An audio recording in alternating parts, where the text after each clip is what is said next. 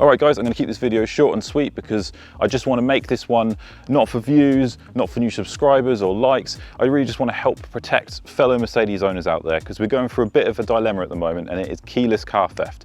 And the car actually comes with a lot of great little features to help with that, but people just simply don't know about it. And it's not your fault, guys. How would you know?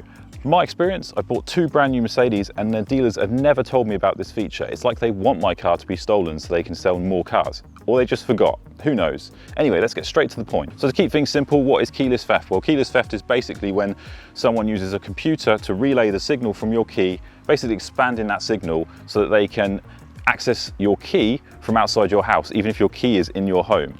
And it's very easy to do. They just take a piece of hardware online, probably somewhere from the dark web, and yeah, they could be stealing your car within 5 minutes and you would have no idea.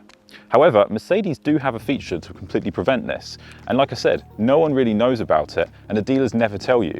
So I'm going to tell you now. So basically, you lock your car as normal by pressing the lock button. Normal, car locks.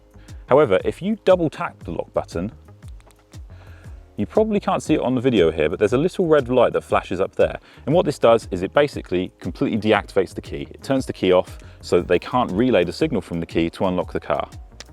One more really important thing that people might forget as well with this feature is it's only deactivating this key. It's not deactivating the car, which means if you've got a spare key somewhere in the house, it's likely activated and they can do the same relay thing with that spare key. So what you want to do is get both of your keys, double click the lock to deactivate them, and then when you keep your one key out at your convenience, just remember whenever you get out of your car, double tap the lock button. So that's it guys, that is going to keep your car a little bit safer. I recommend everyone does it. I've got into the habit of doing it. I always double lock it, deactivate the key. You just never know these days.